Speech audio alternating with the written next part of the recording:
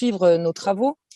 Je rappelle que les auditions auxquelles nous allons procéder sont retransmises en direct sur le site de l'Assemblée nationale et qu'elles seront ensuite disponibles en diffusion à leur demande. Nous commençons par accueillir Madame Florence Fraisse, déléguée générale de la Fédération française des pompes funèbres, Messieurs Guillaume Fontaine et Olivier Vérité, respectivement coprésidents et secrétaire général de la Confédération professionnelle du funéraire et de la marbrerie. Mesdames, Messieurs, je vous remercie d'avoir répondu à notre invitation. Notre mission d'information s'intéresse à la résilience de notre pays face à des crises de grande ampleur, des chocs brutaux dont certains pourraient se traduire par une mortalité très importante. La crise du Covid et les situations dramatiques qu'elle a provoquées nous a montré combien il est important que les dépouilles de victimes fassent l'objet d'un traitement décent, conforme aux volontés des défunts et à celles de leur entourage. Il n'y va pas seulement du respect dû aux morts et aux personnes endeuillées, il y va aussi du moral de la nation tout entière. L'altération du rapport à la mort dans nos sociétés modernes rend cet enjeu encore plus crucial lorsque la mort de dizaines de milliers de personnes s'invite sur le devant de la scène. C'est pourquoi nous attachons une importance particulière à cette audition, dont nous attendons qu'elle nous éclaire sur les grandes difficultés que les professions du funéraire ont rencontrées pendant la crise et nous ouvre des pistes sur la façon de préserver la dignité humaine face à la mort de grandes catastrophes. Et j'ajouterai pour que le secteur du funéraire reprenne sa place dans le cœur des Français. Je vous laisse la parole.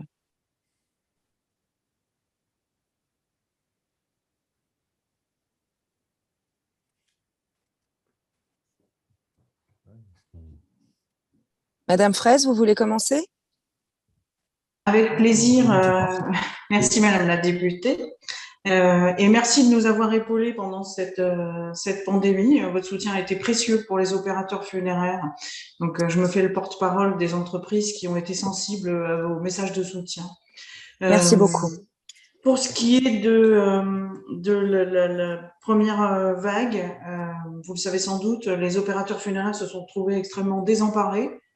Ce qui a aussi eu un effet sur forcément, enfin je veux dire, on avait le deuil, les familles en deuil et des opérateurs funéraires dépassés par les événements et désemparés, voire même sous-équipés, ce qui a perduré pendant la pandémie, ce qui veut dire que les personnels funéraires qui sont assez peu nombreux sur le territoire français, un peu plus de 20 000, se sont retrouvés eux-mêmes soit malades, soit effrayés par cette maladie dont on ne connaissait pas grand-chose au départ.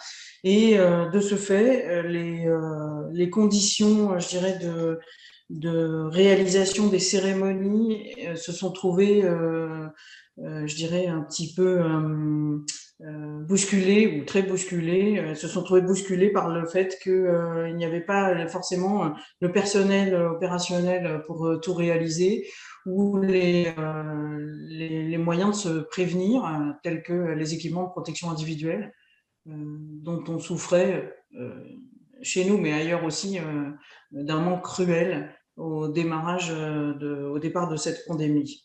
Voilà pour le ressenti de départ de la crise sanitaire et plus particulièrement dans les zones cluster qui ont été l'Alsace, la Somme et l'Île-de-France. Et puis petit à petit, les choses se sont organisées. Elles se sont organisées aussi avec le culte. Rappelons que certains membres du culte étaient condamnés à rester chez eux puisqu'ils avaient plus de 70 ans. Donc l'organisation aussi des cérémonies religieuses se trouvait impactée par cette pandémie. Et petit à petit, on a pu, je dirais, remettre de l'ordre dans la situation que nous vivions.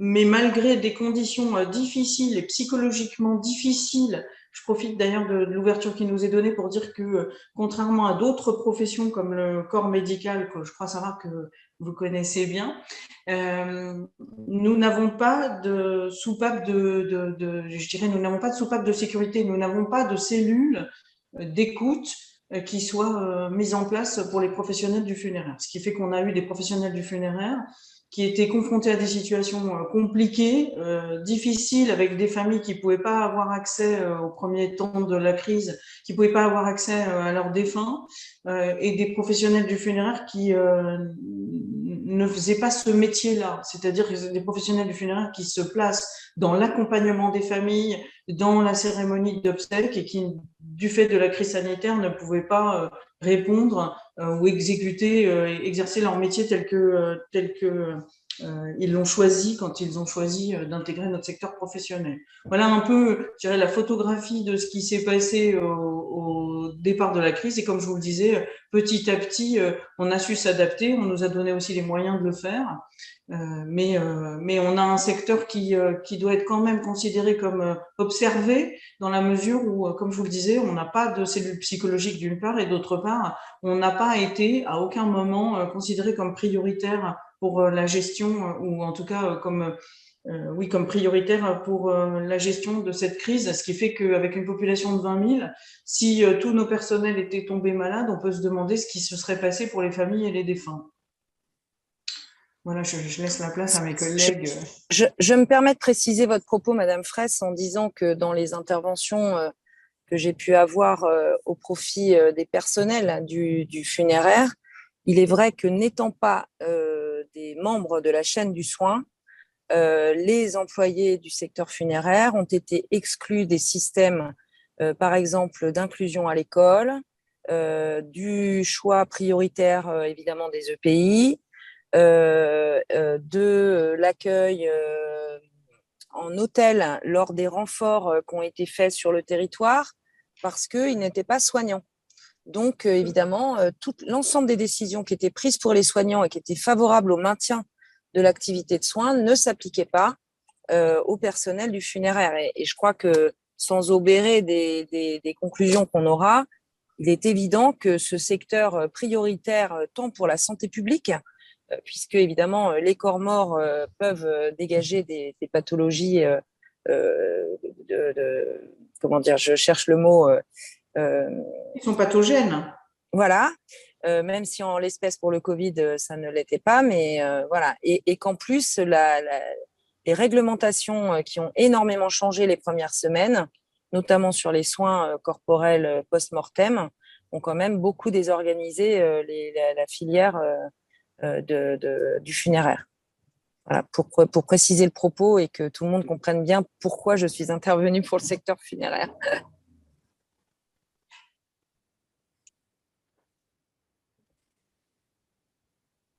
Messieurs, vous avez la parole. Oui, merci à Madame Beaumorgne. Puis je vous remercie aussi au nom de la CPFM pour tous les messages que vous avez pu adresser pendant la période que nous avons vécue. Effectivement, moi je tenais surtout voilà, à dire que la chaîne funéraire a tenu.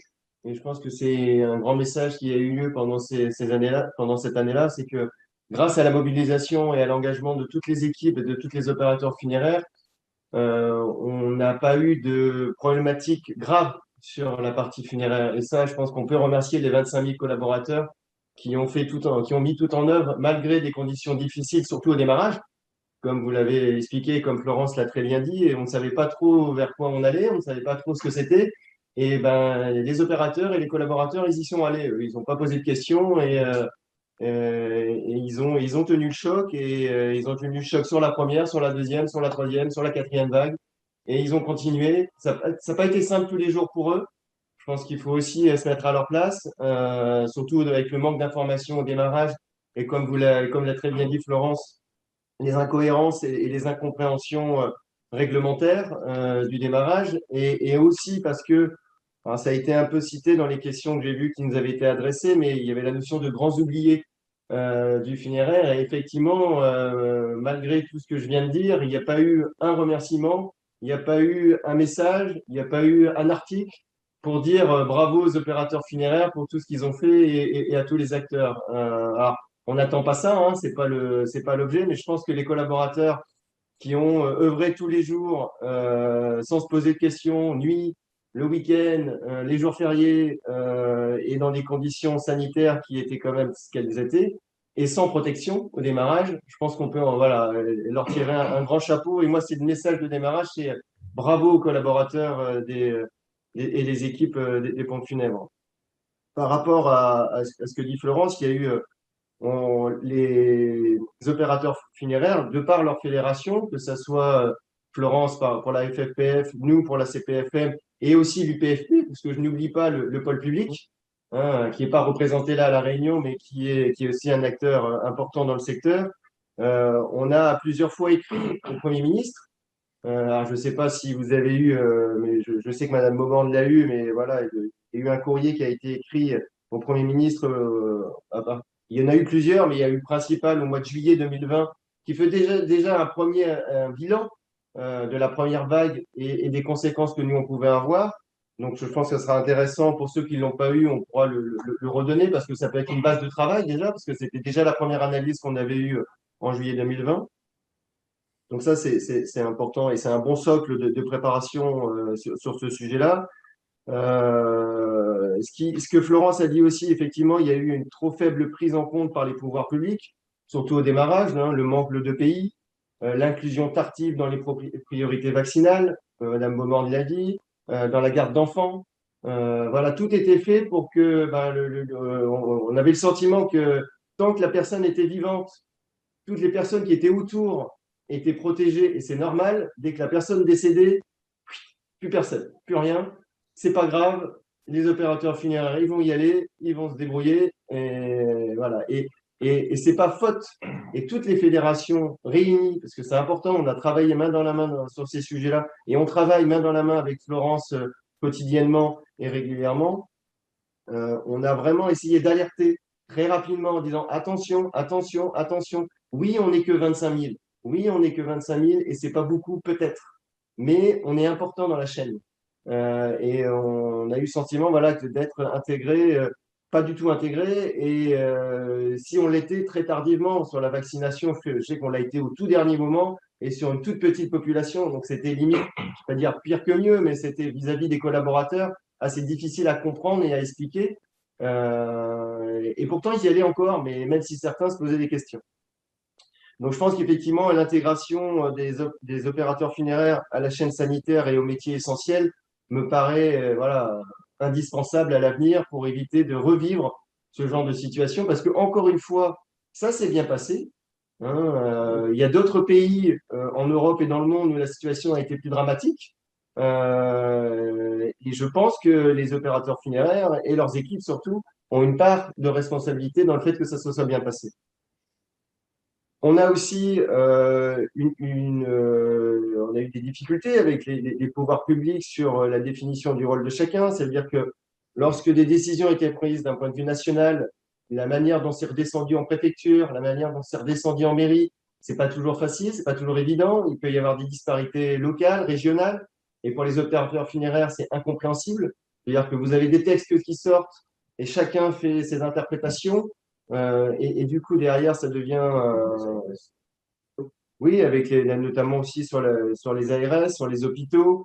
Voilà, on voit bien qu'il peut y avoir des défaillances ou des incompréhensions sur les sujets. Et je pense qu'il y a besoin que les choses soient beaucoup plus claires, simples pour tout le monde et applicables par tous. On ne peut pas avoir des disparités régionales ou municipales. C'est très compliqué derrière à gérer. Monsieur le rapporteur. Ah, Oui. pardon, vous n'avez pas terminé votre propos liminaire. Non, alors, juste pour terminer, et puis par rapport à cette partie sur la résilience, je pense qu'il y a des simplifications réglementaires à apporter. Il faut arrêter d'ajouter de la complexité à la complexité.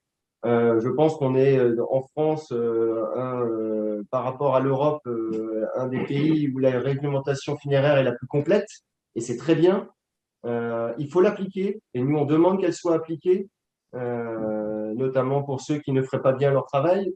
Là-dessus, on est très à l'aise là-dessus.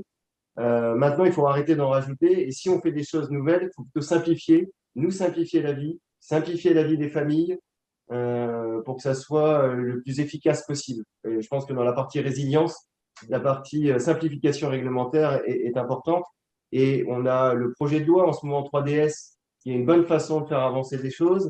On aura peut-être l'occasion d'en reparler, mais voilà, nous, on a poussé des amendements, on pousse des sujets et je pense qu'il faut profiter de ces moments-là et aussi de l'époque qu'on vient de vivre pour nous permettre de mieux travailler, encore une fois, dans l'intérêt des familles et des proches des défunts. Bien, merci beaucoup. Monsieur Fontaine, vous êtes exprimé. Il restait Monsieur Vérité, éventuellement. Vous avez quelque chose à ajouter Non, qui ne serait c'est Monsieur pas… Vérité qui s'est exprimé. Ah, pardon, Pas de souci. excusez-moi. En visio, c'est un peu moins Oui, facile. c'est pas facile, je suis d'accord. Donc, Monsieur Fontaine, vous vouliez ajouter Oui. quelque chose avant que le rapporteur vous pose des questions? Je pense que tout a été dit par Florence Fraisse et Olivier Vérité. Juste que vous ayez bien, mais je pense que vous avez perçu cette dimension que l'humain est vraiment au cœur de notre métier, à la fois pour nos collaborateurs et à la fois pour les familles. Et c'est vrai qu'on a eu cette double frustration, un, de ne pas pouvoir satisfaire les familles endeuillées, et de deux, de ne pas pouvoir faire notre métier comme on a l'habitude de faire. Voilà, c'est… Alors, Donc, je pense que tout a été dit, je ne vais pas sur la présentation notamment. avant de laisser la parole au rapporteur, je vais juste recadrer légèrement le cadre de notre audition. On est bien dans la gestion post-crise, c'est-à-dire quels sont finalement… il est évident que dans une crise majeure, et c'est l'objet de notre mission, c'est vraiment d'évaluer la capacité de notre pays dans chaque maillon de la chaîne à s'adapter à une crise majeure. Donc, le fait de ne pas faire son métier comme d'habitude, par principe, dans une crise majeure, personne ne le fait. Donc, c'est vraiment d'envisager avec vous quels moyens on a de modifier nos comportements et d'anticiper les crises majeures. Donc, je pense qu'on ira sur des choses plus concrètes et je fais confiance au rapporteur pour vous poser des questions assez concrètes sur les gammes, ce que vous avez baissé comme type d'offre, etc., pour justement pouvoir répondre à un plus grand nombre de demandes en un minimum de temps et avec une capacité d'approvisionnement restreinte. Donc voilà, je pense qu'on va vraiment s'appliquer à ça. Sur la loi 3DS, je continuerai d'être aux côtés du secteur funéraire pour travailler, mais c'est vraiment pas du tout le cadre de notre mission d'aujourd'hui. Voilà. Monsieur le rapporteur, je vous laisse la parole. Merci à Madame la Présidente et merci à vous pour vos interventions et surtout pour votre engagement pendant la crise. Si nous avons décidé l'audition de ce jour, c'est justement aussi pour mettre en valeur votre action et parce que nous pensons que vous avez beaucoup de choses à nous dire. Quand on regarde au niveau mondial, moi j'ai des amis qui, pendant la crise, sont allés en Inde, qui m'ont fait part des difficultés dans des pays comme l'Inde de gérer des rites funéraires, avec notamment des fumées géantes qui se dégageaient et qui posaient des problèmes. Et plus près de nous, effectivement, on a tous en tête les images des pays voisins, enfin, notamment en Italie, qui a même dû aller jusqu'à mobiliser l'armée pour faire face à la situation. Alors, nous, effectivement, on est un peu au milieu de la mission. À ce stade, on a plutôt un bon retour sur nos capacités nationales à faire face en temps de crise. Mais effectivement, il y a deux éléments qui nous font nous mobiliser davantage. C'est qu'à la lumière de la crise sanitaire, on voit bien qu'on a quand même besoin de s'améliorer. Et par ailleurs, on a la conviction qu'on peut être potentiellement confronté à des crises de plus grande ampleur. Et donc, notre mission, finalement, c'est aussi une mission d'humilité sur notre capacité, sur nos capacités publiques à faire face à toutes les situations et à voir comment, dans les situations les plus graves, on peut être en mesure d'être le plus résilient possible avant le retour normal à la situation. Alors, il nous reste, je crois, une quarantaine de minutes. Alors, on a peu de temps. Étant donné qu'on ne connaît pas forcément notre secteur d'activité, je trouve qu'il serait intéressant quand même, vous êtes allé rapidement dans le détail, que l'un d'entre vous, peut-être, tout le monde n'a pas forcément besoin de s'exprimer, puisse nous expliquer brièvement comment votre secteur est organisé, finalement, quelles sont les grandes idées de réglementation. Vous avez parlé d'un pôle public, donc comment ça s'articule entre le pôle public et le pôle privé. Au sein du pôle privé, est-ce que c'est un secteur où il y a des très grandes entreprises ou est-ce qu'il y a des indépendants? Est-ce qu'il y a une formation spécifique pour y travailler? Et peut-être nous rappeler les grandes masses dont vous avez parlé de 25 000 collaborateurs. Combien de morts vous traitez par jour? Comment sont-ils pris en charge? Voilà. Et je vous lance un défi, si possible, c'est d'arriver à donner un peu cette idée globale du secteur, si possible en quelques minutes, pour qu'on puisse ensuite passer au fonctionnement par temps de crise. Alors, je ne sais pas qui parmi vous est le plus légitime pour avoir cette vision globale. On l'est tous les trois. Florence et Peut-être Guillaume. Monsieur Fontaine qui a moins parlé, Ouais, Guillaume, tu ça peux. équilibrera. Oui, Monsieur donc Fontaine. on est effectivement organisé avec historiquement, il y a un opérateur historique qui sont les pompiers funèbres générales. C'est dû en fait aux anciennes législations. Et après, il y a une multitude de petits opérateurs. 80% de la profession, il y a moins de 10 salariés dans les entreprises. On a effectivement aussi un pôle public qui se retrouve plutôt dans les grandes villes, soit en régie, soit en SEM. Et puis, on a des réseaux aussi d'indépendants qui se sont construits au fil des années. Donc, il y a un maillage quand même important sur le territoire en termes d'employés, en termes de collaborateurs. On a aussi des choses qui font évoluer, c'est les chambres funéraires, les crématoriums, etc. Donc là, il y a une répartition. Alors là, des fois, il y a peut-être un manque peut-être de capacité au niveau de quelques régions, mais bon, globalement, il y a quand même une répartition qui est importante. En fait, ce qu'on voit, et ce qui est vraiment important, c'est qu'on soit et là je rebondis sur la prochaine question, c'est qu'on soit vraiment au cœur de la chaîne pour qu'on puisse justement, nous, c'est ce qu'on a tout de suite dit, c'est en capacité au niveau des crématoriums, de les faire tourner 7 jours sur 7, au niveau des funérariums, de bien avoir une bonne capacité au niveau des équipements, de les répartir, etc., de voir la capacité au niveau des…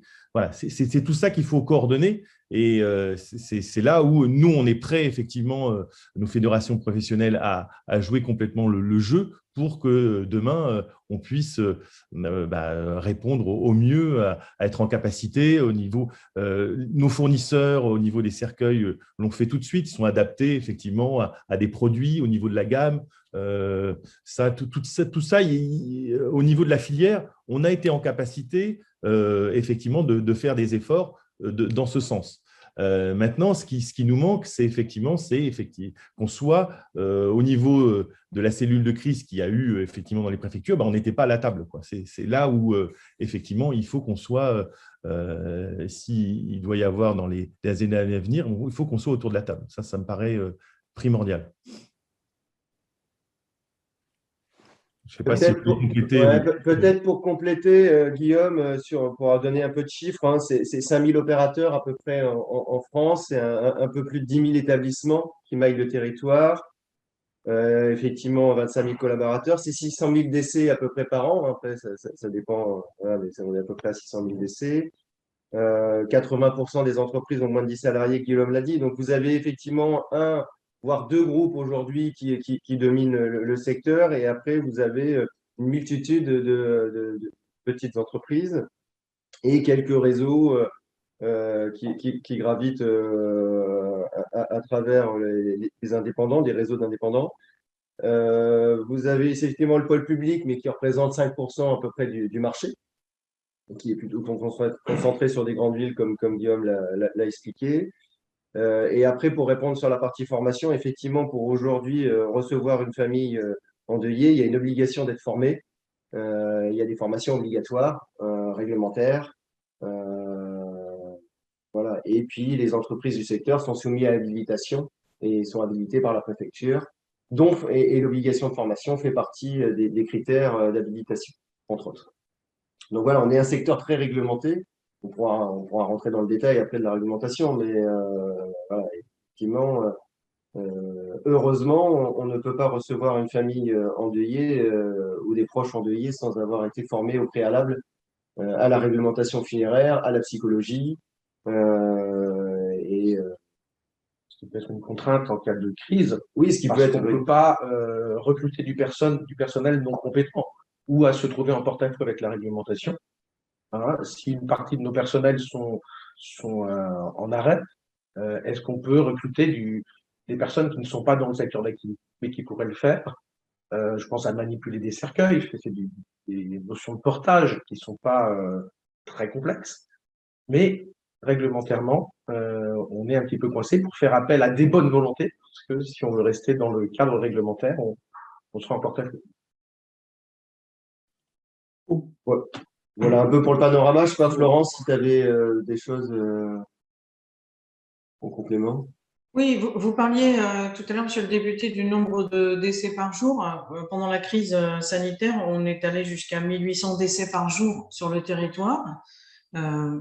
Et j'inclus dans le territoire l'outre-mer, parce qu'aujourd'hui encore, l'outre-mer vit les séquelles qui n'ont pas été prises en compte lors des différentes vagues dans la métropole.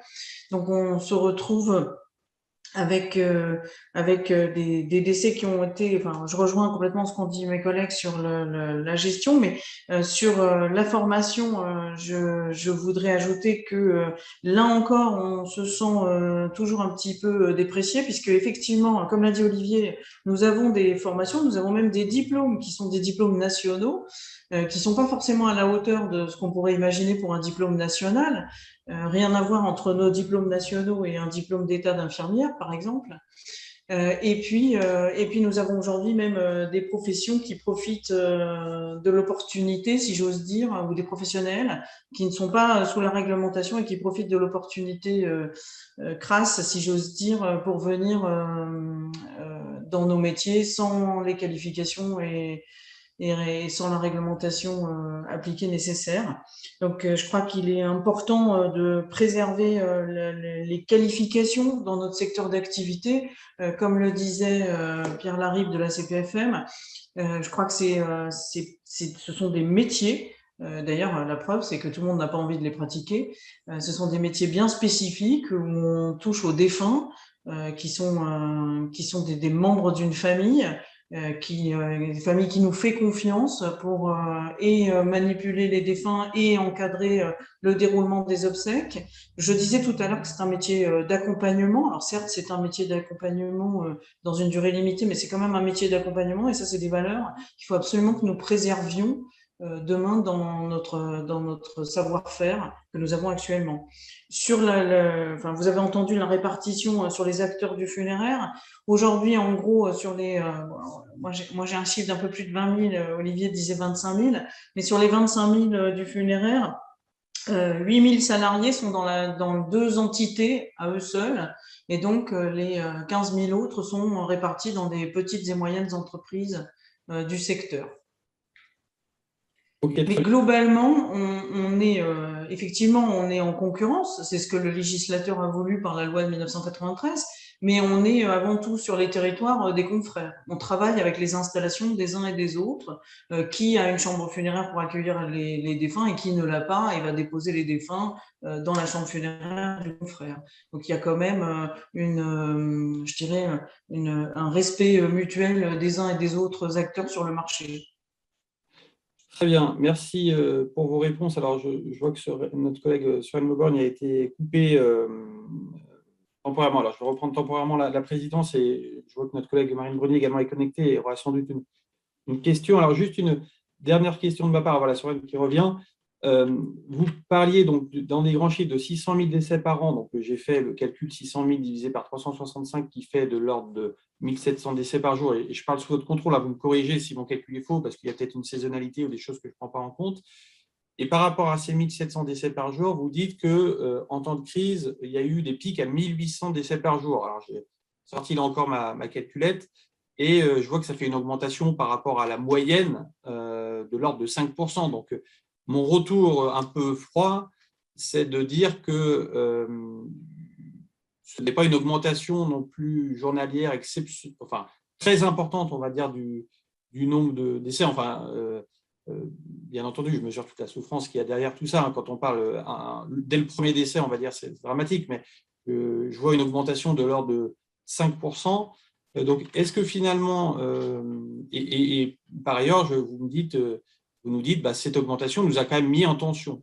Donc, je suppose que vous avez été mis en tension, j'allais dire, par un effet ciseau, qui était à la fois une augmentation de décès, et même 5%, c'est important, et à la fois une baisse dans le sens où effectivement certains de vos collaborateurs ont été touchés par la crise ou se sont moins déplacés. Mais je suppose que c'est bien cet effet ciseau qui a posé un problème. Donc, éventuellement, vous entendre là-dessus. Et pour gagner du temps, j'en profite pour vous poser la deuxième question, qui est ma deuxième grande question. Et j'en ai terminé pour aborder le cas de crise. Bien entendu, en cas de crise, on fait toujours mieux face quand on est préparé, mais c'est difficile de tout planifier. On dit souvent d'ailleurs qu'en cas de crise, c'est le plan qui est souvent le premier meurt. Et donc, j'ai bien noté l'intérêt de vous avoir autour de la table pour, en conduite, gérer ensemble une crise grave. Quand je dis ensemble, c'est avec l'autorité publique, puisque vous avez compris qu'on n'excluait pas des scénarios qui pouvaient accroître très fortement le nombre de décès dans des délais très courts, même si ça vient un peu hors et qu'on se fait d'une société très sécurisée. Notre objectif de la mission, c'est de regarder ce cas-là vraiment les yeux ouverts, de ne pas faire l'autruche. Et donc, ma deuxième grande question, c'est finalement, par rapport à votre capacité, j'allais dire nominale de traitement, les 1600 par jour, à combien vous êtes en mesure de monter en cas de situation exceptionnelle? Quels sont vos facteurs limitants? Est-ce que ce sont des facteurs limitants d'ordre matériel, humain? Est-ce que c'est les temps des rites, etc. Et quelles organisations exceptionnelles vous pouvez envisager justement d'aménagement des rites funéraires ou des possibilités de renfort? Donc voilà, c'est une grande question. Je vous propose, dans la réponse, de vous limiter à une dizaine de minutes maximum, de telle sorte que mes collègues puissent poser d'autres questions derrière. Mais voilà mes grandes interrogations. Alors, je vois que Madame Fraisse, je vois que vous avez levé la main. Alors, peut-être vous souhaitez répondre en premier. Oui, ce qui a été évoqué précédemment et qui a été compliqué pour nous à gérer dans les différentes vagues, c'est la lourdeur administrative qui s'est imposée et qui a mis beaucoup de temps à être allégée pour qu'on puisse réaliser les opérations funéraires, notamment par exemple des demandes de fermeture de cercueil, des travaux de cimetière. Et puis le deuxième point d'achoppement, ça a été dans certaines entités le personnel dont on l'a dit, on ne gardait pas les enfants, c'est-à-dire mission essentielle à la nation, mais pas de personnel pour l'exécuter, puisque si on ne garde pas vos enfants, notre secteur d'activité est composé à 30% de femmes. Alors, il faut relativiser ces chiffres avec le fait qu'il y a 4 porteurs pour un conseiller funéraire qui peut être une femme. Mais donc, nos femmes dans les agences se sont retrouvées, je dirais, sans pouvoir exercer leur métier au motif que personne ne gardait leurs enfants, puisque, comme on l'a dit, on n'était pas prioritaire pour la garde des enfants et leur scolarité. Pour compléter aussi. Je profite, si vous permettez, juste pour un point, parce que vraiment, je m'en veux, parce qu'ayant été maire, je devrais connaître cette réglementation par cœur, puisque j'avais notamment à gérer des cimetières, mais j'avais des très bons services qui géraient ça très bien. Vous dites, pour la fermeture des cercueils, quel est vous pouvez nous rappeler la situation en temps normal et en temps de crise? Que faut-il pour fermer un cercueil? Quelle est l'autorité qui vous donne cette possibilité-là? Guillaume, vous voulez répondre? Si vous voulez, je veux pas. C'est très simple. C'est effectivement, c'est le maire qui va donner, en fait, juste le process. Le médecin établit le certificat de décès. La personne est bien décédée. Après, on va établir les actes des décès. Là, c'est en mairie. C'est au vu de ce certificat de décès. Voilà. Et après, ce qu'il faut bien comprendre dans le process, c'est qu'une famille doit venir nous voir, donc établir un bon de commande pour que on fasse les obsèques. Donc, dans une situation de crise, c'est soit l'autorité publique, le maire, nous réquisitionne et dit comme les familles ne peuvent pas venir, faites le job. Et qu'est-ce qu'on fait comme travail? Ou alors, ce qui s'est passé, c'est qu'on laisse les familles venir, mais c'est compliqué parce qu'elles ont aussi peur, etc.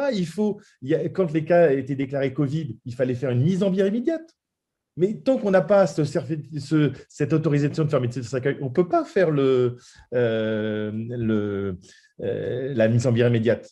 Et tant qu'on n'a pas le facteur limitant donc, était au niveau des communes, si je comprends bien. Des communes, voilà, oui. Il y a une histoire de communes. Et donc, dans la chaîne, il faut bien comprendre que c'est la famille qui va toujours être acteur de son défunt. Nous, on peut rien faire si la famille ne nous mandate pas. Hein, il faut bien le comprendre, ça. Et donc, après, effectivement, si la famille nous mandate, nous, on retourne à la mairie en disant, voilà, monsieur le maire, tous les papiers sont conformes, délivrez-nous cette fermeture de cercueil. Pardon, mais si la famille n'est pas en mesure de mandater, parce qu'imaginons qu'il y a une grave catastrophe, que la famille est loin, Et etc., ben, c'est le maire. le maire peut, ou en absence Bien du sûr, préfet, d'accord. Ok. Mais bien sûr. on comprend que ça doit Ça, se faire. c'est important de connaître ça. Le point aussi, là, dans votre petit calcul, ce qu'il ne faut pas oublier, et ce qu'on a tous dit, c'est que, vous le savez bien, dans la première vague, toutes les régions n'ont pas été touchées de la même intensité. Donc, c'est ça qui fait, qui fait le… et en fait, vous avez vu, globalement, c'est 10% de mortalité en plus. Hein, mais c'est ça qui a fait la grande différence. Hein. C'est Oui, très bien. D'ailleurs, en fait, c'est très l'inégalité bien de au niveau montrer que des la régions. moyenne n'exprime pas Voilà. tout. Dans les zones, il y a Exactement. eu Voilà. quoi? Il y a eu des plus 30%, plus, je suppose. Exactement. Là, au niveau, là, l'Alsace, la région parisienne, et puis après, il y a d'autres territoires qui ont été un peu… Et puis d'autres, vous avez la façade atlantique, lors de la première vague, ils n'ont pas été touchés. Et puis après, il y a la deuxième vague. Alors, pour répondre, on a une petite saisonnalité quand même l'hiver, hein, voilà, où on a quand même un peu plus de décès que l'été, sauf canicule, triste souvenir de 2003. Voilà. Mais sinon, effectivement, on a une petite saisonnalité qui est l'hiver. Mais un des sujets aussi pour votre région, je me permets de rebondir, c'est que, vous voyez, cette semaine, on auditionnait les directeurs des SAMU au niveau national qui nous disent quand une partie du territoire est touchée, on envoie une colonne et on va renforcer cette zone. Tandis que j'ai l'impression que les opérateurs funéraires, mais je parle sous votre contrôle, sont plus attachés à un territoire et vous allez difficilement dire à une entreprise va prêter main forte à la région voisine parce qu'ils ont besoin de toi d'une certaine manière. Vous avez plus un attachement géographique à la zone, ce qui nécessite d'avoir des approches très locales. Alors, oui, mais tout est possible parce que là encore, on a des fédérations quand même professionnelles. Donc, nous, on est prêts aussi à réfléchir. Alors, effectivement, les deux grandes entreprises sur le territoire ont fait cette action. Donc, effectivement, elles ont appelé du renfort pour notamment la région parisienne. Et ce qu'il faut voir, c'est que même c'est avant cet appel de la direction générale, les collaborateurs, on l'a vu sur les réseaux sociaux, se sont mis même à disposition. Après, c'est peut-être un peu plus dur, effectivement, pour une entreprise privée et qui est que localement, de dire, voilà, ce que je mets. Mais ça, on pourrait l'imaginer. Enfin, je pense qu'on a, on a vraiment une profession qui s'est sentie très concernée, très mobilisée. Donc, c'est ça qui est intéressant justement de réfléchir à demain ce qu'on pourrait faire. Et je pense qu'on peut imaginer ça. Maintenant, il faut effectivement on en revient au premier départ. Si on est intégré, ben, on va nous aussi être mobilisés et réfléchir et mobiliser nos collaborateurs en région, etc., pour faire face, tout simplement. Très bien, merci de votre réponse. Alors, j'aimerais vraiment qu'on aborde le cas d'une augmentation encore plus brusque que ce que vous avez connu. Alors, vous avez bien, merci de vos éclairages sur la lourdeur administrative, sur la nécessité de garde d'enfants, sur la possibilité de réagencer un peu les effectifs au niveau national. Mais si toutefois on était dans une augmentation plus brusque du nombre de décès, finalement, comment collectivement on peut s'organiser? J'allais dire à la fois vous les opérateurs privés, mais également je suppose que vu de l'État, il y a également des modalités, on va dire, spécifiques qui sont mises en œuvre. Je me rappelle dans Lyon, un jour, je me baladais avec un élu qui me disait, tu vois, le terrain là-bas, il est réservé pour une fosse commune si un jour il y avait un gros incident. Donc, est-ce que je peux me permettre de vous pousser un peu dans vos retranchements et de vous dire si on était confronté à une catastrophe encore plus importante, comment on pourrait gérer? Est-ce que vous auriez des facteurs limitants d'un point de vue technique? Par exemple, le nombre de cercueils, je suppose que c'est comme dans tous les secteurs d'activité. Aujourd'hui, on a de moins en moins de stocks, on a des flux. Et donc, il y aurait, à un moment donné, la chaîne sera en tension peut-être sur d'autres aspects. Et comment vous verriez finalement ce secteur funéraire en forte tension pendant un temps donné? Alors, si vous le permettez, le 12 mars au ministère de l'Intérieur, on évoquait déjà des scénarios le 12 mars 2020, hein, avant le confinement, on avait évoqué déjà avec les différentes fédérations des scénarios, on va dire catastrophes. Dans l'ensemble, on arrivait, enfin, il faut dire que dans l'ensemble, par exemple, dans la filière, la plupart des cercueils sont fabriqués en France. Donc, on arrivait, quitte à, comme on l'a dit, faire une gamme beaucoup plus restreinte des modèles proposés aux familles, on arrivait à pouvoir tenir le choc, sauf évidemment le cataclysme. Et là, on aurait des images pas forcément proches de celles de l'Inde ou de l'Italie, mais en tout cas, on serait peut-être obligé, si on n'avait plus de cercueil, de revenir à des choses qu'on a vues dans notre histoire au Moyen-Âge, par exemple. Enfin, je veux dire, à un moment, si on a et plus de personnel et plus de... on a, par exemple, dans beaucoup de communes, le cimetière a l'obligation, aujourd'hui c'est légal, le cimetière a l'obligation d'avoir 5 fois plus de place que le nombre présumé de morts chaque année. Ce qui n'est pas vrai dans tous les cimetières, que ce soit en métropole ou que ce soit en outre-mer, pour des raisons de petites communes qui a pas forcément, où le maire n'a pas forcément le temps, la possibilité d'assumer pleinement la gestion cadastrale du cimetière, etc. Donc, vous parliez tout à l'heure de place dans les cimetières. Encore faut-il qu'il y en ait. Encore faut-il qu'il y ait quelqu'un pour pouvoir creuser. Parce qu'à un moment, il faut dire les choses. Et encore faut-il qu'il y ait quelqu'un pour transporter les corps pour aller les mettre dans les fosses. Voilà. Mais au pire du pire, on pourrait imaginer de nouveau les fosses communes. Ok, la CPFM, vous vouliez intervenir, monsieur Vérité, je crois. Oui, ça arrive. je suis conseiller juridique à la CPFM. D'accord. Il faut bien prendre en compte le souci du donneur d'ordre, ce que disait Guillaume. Il faut qu'une famille qui commande. S'il y a vraiment un décès massif, est-ce que pour qu'on puisse avancer, il faudrait court-circuiter quelque part la famille qui, elle, est le donneur d'ordre. C'est-à-dire que si l'entreprise n'est pas commandée, elle ne peut pas aller plus loin. Et effectivement, pour inhumer un cercueil, alors soit ça peut être dans les fosses individuelles en terrain commun qui est la règle, mais vous avez des familles qui disent, mais quand on nous donne une sépulture de famille, il faudrait qu'il soit dans une sépulture de famille. Et ça va effectivement retarder la bonne gestion, puisqu'effectivement, il faudra rejoindre une sépulture de famille, ça peut changer de mairie. La solution, ce serait, et c'est les soucis de la mise en bière immédiate qui a beaucoup coincé, puisque le Covid a été considéré comme mise en bière immédiate, et les maisons de retraite principalement, ou même les hôpitaux, qui disaient aux opérateurs funéraires, bah, dépêchez-vous, qu'est-ce que vous faites? C'est une mise en bière immédiate. Bah oui, mais si j'ai pas quelqu'un qui m'a commandé un cercueil, et si je n'ai pas le maire qui m'autorise la fermeture du cercueil, je ne peux pas intervenir. Je ne suis pas purement décidaire. Si quelqu'un est malade et rentre dans un hôpital, le médecin, il prend la main, c'est lui qui est décisionnaire. Si une personne décède, l'opérateur funéraire, il est celui qui va faire, mais il n'est pas le décideur.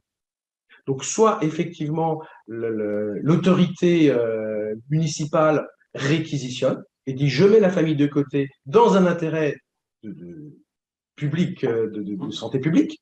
Hein. On met les défunts dans des cercueils et on les met dans des fosses. Point.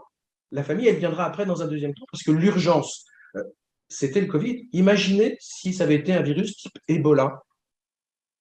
On aurait été drôlement coincé parce que l'opérateur funéraire, il n'a pas de marge de manœuvre en tant qu'opérateur. Il n'est que l'exécuteur de quelqu'un. Et ça, c'est pas très bien identifié et compris. Et ça me semble être un souci lors d'une crise avec des décès massifs. On va dire au pont final, bah, qu'est-ce que vous foutez? Bah, qu'est-ce que vous nous commandez? Je ne peux pas de moi-même, pompe funèbre, mettre des gens dans des cercueils et les mettre en terre. Okay. Compris, bien compris. Alors moi, j'avais deux questions. La première, c'est est-ce qu'il ne pourrait pas exister des modalités techniques je ne sais pas quel est le bon mot, mais de placer les corps quelque part, je ne parle pas de stockage, dans des chambres réfrigérées ou autres, pour, j'allais dire, gérer le stock. Enfin, je n'arrive pas à trouver les bons mots. Non. Pour ensuite être en mesure, de manière décalée, d'avoir des rites conformes, on va dire, aux attentes de la famille. Est-ce que ce type de scénario a été envisagé? Madame Fraisse? Oui, le législateur a prévu presque immédiatement que le préfet soit compétent pour réquisitionner des lieux qu'on qualifiait de dépositoires, notamment par exemple des lieux réfrigérés destinés destinés hors crise à la conservation de l'alimentation, etc. Donc ça, il y a des endroits où il y a eu il y a des départements dans lesquels des préfets ont pris contact avec des entrepôts, pardon d'appeler ça comme ça, mais pour pouvoir le cas échéant, stocker, je sais que le terme est mal choisi, mais entreposer le corps des personnes défuntes. Il a même été évoqué au tout début de la crise par certains préfets la réquisition des patinoires, qui par définition sont des lieux de conservation au frais. Mais à ce jour, on n'est pas allé, on n'a pas, peut-être, la crise n'a pas été telle que on ait besoin d'avoir recours à tous ces lieux. Okay. Ce que je trouve plutôt rassurant dans votre retour, finalement, c'est que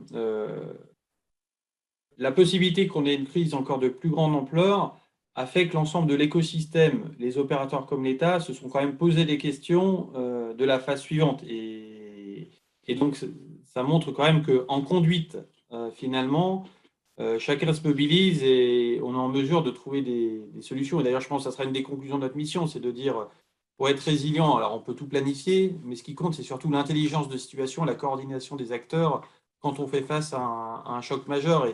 Et finalement, les questions qu'on se pose là à froid, elles ont été posées à chaud, et je trouve que ce côté-là est plutôt rassurant. Pour terminer, moi, j'aurais peut-être deux questions. Et puis comme ça, on peut refaire un tour de table. Vous avez chacun quelques minutes, et puis également pour aborder des points qu'on aurait éventuellement oubliés. Comment vous avez mesuré la sensibilité des familles à adapter les rites funéraires en fonction de la situation? C'est-à-dire que on voit bien que quand il y a une situation délicate, on doit adapter les rites funéraires, le nombre de personnes qui participent, etc. Est-ce que vous trouvez que les familles font preuve d'une souplesse importante, ou est-ce qu'à un moment donné, ça peut être un point bloquant que chaque famille dise « Ah non, même si la situation est exceptionnelle, moi je veux avoir un enterrement, une funéraille où il y a toute la famille, je veux prendre le temps. » Voilà. Est-ce qu'il y a une souplesse des familles? Et deuxième sujet, que je n'ai pas vraiment compris, c'est que effectivement, sur un corps décédé qui peut être pathogène, comment vous vous protégez en temps normal, comment vous protégez vos opérateurs en temps normal, et est-ce que vous êtes équipé, si toutefois un jour il y avait effectivement une menace type Ebola, pour que vos opérateurs n'aillent pas travailler la boule au ventre ou même s'abstiennent de travailler? Est-ce que vous avez la possibilité de vous équiper? Donc ce que je vous propose pour la réponse, comme il nous reste 10 minutes, c'est de prendre chacun 2 ou 3 minutes pour à la fois éventuellement répondre à ces questions et aborder un sujet qui n'aurait pas été traité. Monsieur Fontaine, je vois que vous souhaitez intervenir. Oui. Je peux répondre tout de suite sur la première question.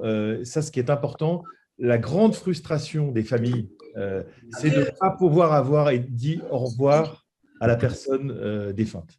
Ça, c'est vraiment le cœur. Je dirais que le cérémonial, je ne dis pas que ça n'a pas pesé, bien sûr que ça peut peser, mais c'était… On va simplement faire attention à 10h30.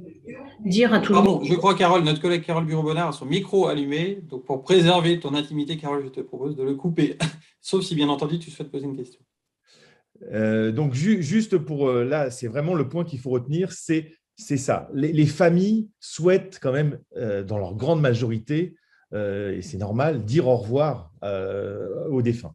Et c'est ça. Et après, le reste, ils ont fait, comme tout le monde, là, comme on l'a évoqué, effectivement, de cette résilience. De dire, bah oui, de toute manière, on ne vient pas aux obsèques parce qu'on a peur aussi pour notre santé, etc., etc. Et il y a eu possibilité, par exemple, au niveau du culte, de faire des cérémonies différées, comme des cérémonies civiles différées, etc., etc.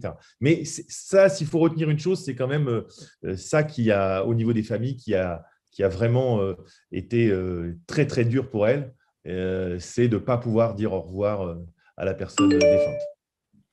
Très bien. Monsieur, je laisse la fin, ou est-ce que vous voulez en profiter pour aborder un point qu'on n'aurait éventuellement pas abordé? Ou est-ce que l'audition a été complète selon vous?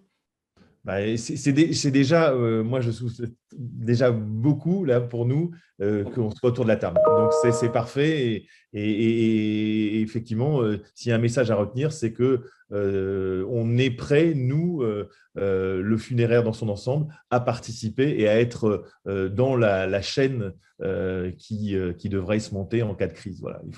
Il faut pas oublier ce maillon de la chaîne qui est qui est important parce qu'effectivement, l'aspect médical est primordial, mais il y a aussi, et nous on arrive en fin de chaîne, mais je pense on doit faire partie intégrante. D'ailleurs, même au niveau local, les médecins, des fois, ne comprennent pas pourquoi on ne soit pas autour de la table non plus. Enfin, voilà, je pense qu'on a tout est gagné que l'ensemble des acteurs soient autour de la table et qu'on soit intégrés dans des scénarios de crise, quoi. Très bien, merci beaucoup, Monsieur Fontaine. Alors, entre Madame Fraisse ou Monsieur Vérité, je ne sais pas qui souhaite intervenir. On peut partir sur la CPFM si vous le souhaitez, Monsieur Vérité. Florence, vas-y, Florence. Aux questions et puis pour dire le mot de la fin, quoi. Florence, vas-y. Non, tu veux y aller? Ou- Non, moi, je suis comme Guillaume, je remercie déjà de ce temps d'écoute et comme le dit très bien Guillaume, on reste à votre disposition surtout et je pense que c'est ça qui est le plus important et vous l'avez évoqué, Monsieur Gassilou, c'est cette capacité à réagir et à réagir collectivement et à échanger et à trouver des solutions ensemble parce que c'est ensemble qu'on les trouvera. Alors, on parlait tout à l'heure, ça n'a pas été évoqué, mais ce qui pourrait aussi manquer, alors Florence l'a un petit peu évoqué, c'est les cercueils. Et donc là, il faudra mettre aussi les fabricants autour de la table. Parce que c'est eux qui nous fournissent. Hein. Donc, si eux peuvent plus nous fournir et qu'on n'a plus de cercueil, voilà. Donc, mais ce qui avait été fait à un moment, hein, lors des réunions avec les préfectures, il y avait des opérateurs funéraires, il y avait le représentant des fabricants qui était présent aussi. Donc ça, c'est important que vraiment tous les acteurs de la chaîne soient présents pour qu'on puisse réfléchir tous ensemble aux solutions à déterminer. Après, sur la deuxième question qui était sur les équipements, elle est pas simple à répondre parce que ça dépendra aussi de quelle épidémie on parle et de quoi on parle. Après, on l'a bien vu que dans la première vague, ce qui nous avait manqué, justement, c'est ces équipements et cette possibilité d'avoir accès à ces équipements. Et on a demandé à nos équipes d'aller au front sans forcément avoir les équipements adéquats, alors qu'on ne savait pas trop à quoi on les exposait. Donc, ça a été quand même assez compliqué. Donc, est-ce qu'aujourd'hui, les entreprises funéraires ont un stock nécessaire difficile à dire. Et puis, en fonction de quelle épidémie on parle, le stock peut être différent et le besoin peut être différent. Donc, Mais au-delà de la gestion de la crise, est-ce que vous pourriez nous dire quand vous êtes face à un corps qui peut être pathogène, si vous avez les moyens de vous équiper ponctuellement, c'est-à-dire en temps normal, comment ça se passe? En temps normal, en fait, c'est principalement la protection, c'est des gants pour éviter de toucher le corps à main nue, quelle que soit la cause du décès. Hein. Et ça, effectivement, il y a les équipements qui sont prévus. Si c'est des pathologies plus importantes, bah, effectivement, tout ce qui va être protection au niveau principalement respiratoire. Mais si c'était par exemple de type Ebola, bah, c'est effectivement des combinaisons beaucoup plus lourdes à mettre en preuve. Et ça, les entreprises ne les ont pas. Elles n'ont pas le matériel et elles n'ont pas l'utilisation assez spécifique de ce matériel. On pourrait, parce que il y a eu aussi des réunions avec les plans blancs et les plans ORSEC. Si vous avez des gens qui sont contaminés avec la radioactivité, là, le personnel funéraire n'est pas du tout à même d'intervenir pour manipuler les corps qui présentent une radioactivité. Et là, on sera complètement devant nos limites hein, sur ce cas très exceptionnel. Oui, oui, mais c'est un cas important à dire parce que ça fait partie des scénarios qu'on doit être en mesure de traiter. Et prochainement, on va faire la force d'action rapide nucléaire sur les sujets du traitement de l'incident nucléaire. Mais ce sujet-là, je le garde en tête pour voir comment il est prévu d'être traité. Mais ce que je note de votre réponse, ce que je crois comprendre, c'est qu'aujourd'hui, il ne circule pas en France en temps normal de virus suffisamment pathogènes pour qu'un corps inerte présente un danger qui nécessite au quotidien de se protéger fortement, on va dire, hormis les masques. Fraisse, il nous reste 4 minutes, donc vous avez 4 minutes pour vous exprimer. Alors, juste un mot sur les équipements. Je l'ai dit, nous avons manqué d'équipements, mais au-delà de ça, il est important de savoir que même si nous avons dans nos formations des cours sur l'hygiène, nous ne sommes pas forcément en mesure de pouvoir nous équiper comme on le fait dans les hôpitaux, avec des protocoles pour pouvoir mettre ces équipements de protection et les retirer aussi et les évacuer. Parce que c'est aussi un problème. Donc sur les équipements, je rejoins ce que mes confrères ont dit totalement, mais effectivement, je pense qu'il faudra renforcer la formation, la connaissance des équipements pour pouvoir utiliser les équipements en adéquation avec les risques pathogènes dont on a précédemment parlé. Sur le funéraire, moi enfin, c'est un secteur qui me conforte tous les jours. Enfin, je suis confortée tous les jours par le professionnalisme des entreprises que je représente et qui, comme on l'a dit tout à l'heure, n'ont pas démérité. Donc, je pense que rien que pour ça, il serait totalement logique. On n'a non seulement pas démérité, mais on a participé à toutes les réunions auxquelles on nous a conviés pendant toutes les vagues, que ce soit les cellules interministérielles de crise, les réunions de préfets, les réunions du ministère de l'Intérieur, les réunions des différentes agences régionales de santé et autres, et jamais on a été associé aux décisions, ou jamais les décisions n'ont été prises avec nos conseils. Et ça, c'est ce qu'on regrettera de la gestion de cette crise. Et on espère que c'est du passé. Très bien, bah, écoutez, merci beaucoup. Alors, sauf si notre collègue Carole Bureau-Bonnard souhaite intervenir, ne serait-ce que pour ponctuellement, il nous reste 2 minutes. Oui, mais merci, merci, monsieur le rapporteur. Et désolé pour vous avoir dérangé par un micro ouvert. Bonjour, madame et messieurs. Je n'ai pas pu entendre l'ensemble de votre intervention et je m'en excuse. Mais je voulais déjà vous dire que cette période, et c'est ce que j'avais mis un petit peu sur la discussion, avait été effectivement très difficile pour les familles. Et je pense que vous l'avez évoqué évidemment en début de votre intervention. Mais vous dire aussi qu'il y a eu de la part d'un nombre quand même aussi important de personnel et d'agents au niveau l'ensemble des pompes funèbres, des prises en compte aussi de ces problématiques, notamment par les discussions avec les familles qui devaient être très difficiles. Et en tout cas, je voulais les remercier par votre intermédiaire. Alors, sur le matériel, ce que j'ai pu entendre, c'est vrai que c'est certainement compliqué de savoir ce qu'il faut préparer d'avance, sur quel type de problématiques on peut se retrouver. Mais en tout cas, on peut du matériel, je parle les masques, évidemment, tout ce qui était un petit peu compliqué au début. Je pense qu'il y a quand même sur l'ensemble d'une pandémie, notamment virale, on a quand même des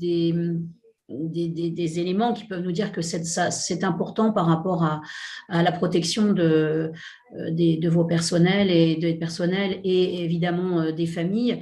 Et puis, je ne sais pas si vous avez parlé de formation particulière, ou en tout cas justement dans cette résilience dont on parle, excusez-moi si vous en avez parlé au tout début, si ça a été une demande déjà de la part de tous, ou si c'est vous aussi, représentants, ou voilà, en tout cas d'avoir pris en charge certainement, parce qu'ils ont dû se retrouver aussi assez désemparés pour certains. Voilà, c'était courte, mais peut-être que vous en avez déjà parlé et je m'en excuse par avance.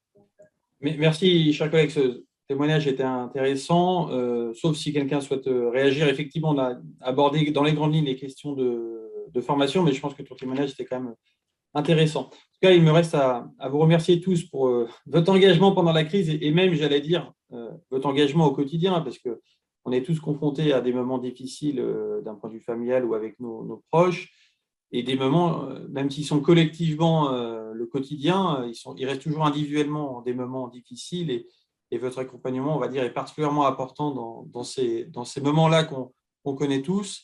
On a bien noté vos différents retours et on tâchera d'en faire bon usage. Et donc, voilà, merci pour tout et très bonne journée à vous tous. Merci beaucoup. Bonne journée à tout le monde. Merci. Merci à vous. Merci. Au revoir.